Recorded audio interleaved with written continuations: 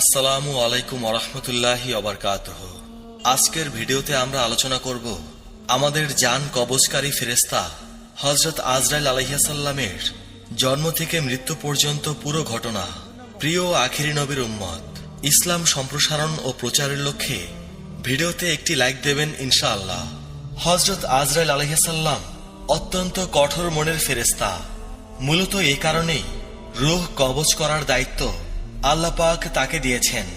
হযরত যায়েদ ইবনে সাবিত রাদিয়াল্লাহু তাআলা আনহু হতে বর্ণিত, তিনি বলেন, মহানবী সাল্লাল্লাহু আলাইহি সাল্লাম ইরশাদ করেছেন, যদি তোমরা মৃত্যু ও তার আগমন সম্পর্কে জানতে পারতে তবে অবশ্যই দুনিয়ার মোহ ও তার চাকচিক্য ঘৃণা করতে। আর এমন কোনো ঘর নেই যেখানে মালাকুল মউত প্রত্যেক দিন দুইবার তাদেরকে মৃত্যুর ব্যাপারে আগাম সতর্ক করেন না। যখন কারো বয়স পূর্ণ হয়ে যায় তখন তিনি তার রূহ কবজ করেন। এরপর যখন তার আত্মীয় স্বজন কান্নাকাটি শুরু করে তখন মালাকুল মউত বলেন, তোমরা কাঁদছো কেন? আল্লাহর কসম, আমি তোমাদের জীবন থেকে কোনো অংশ কমিয়ে দেইনি, আর তোমাদের রিজিক থেকেও কোনো কিছু কমিয়ে দেইনি। আমার কোনো দোষ নেই। আমি তোমাদের মাঝে আবার আসব, এরপর আবার আসব, এমনকি তোমাদের কাউকেই আমি অবশিষ্ট রাখব না। এই হাদিসটি নেওয়া হয়েছে দাইলামি থেকে।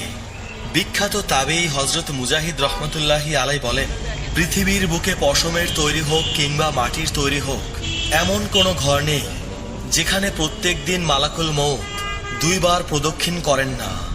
অর্থাৎ পৃথিবীর প্রতিটি বাড়িতে মালাকুল মউত প্রতিদিন দুইবার প্রদক্ষিণ করেন। এই হাদিসটি নেওয়া হয়েছে তাবারি থেকে। হযরত রবি ইবনে আনাস রাদিয়াল্লাহু তাআলা আনহু হতে বর্ণিত, তিনি বলেন, তাকে মালাকুল মউত সম্পর্কে জিজ্ঞেস করা হয় যে তিনি কি একাই সমস্ত রূহ কবজ করেন নাকি এজন্য তার সহায়তাকারী ফেরেশতা আছেন।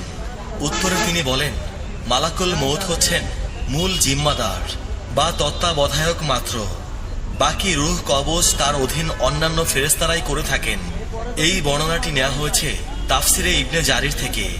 মহান রাব্বুল আলামিন ইরশাদ করেছেন, অর্থাৎ যখন তোমাদের কারো মৃত্যু আসে আমার প্রেরিত ফেরেশতারা তার আত্মা হস্তগত করে নেয়।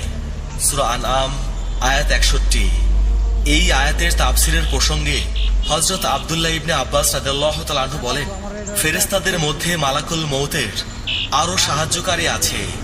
বিখ্যাত সাহাবী হযরত আব্দুল্লাহ ইবনে আব্বাস রাদিয়াল্লাহু তাআলা আনহু বলেন, মালাকুল মউত সমগ্র পৃথিবীর ওপরে এভাবে কর্তৃত্ববান যেভাবে তোমরা নিজেদের হাতের ওপর কর্তৃত্ববান।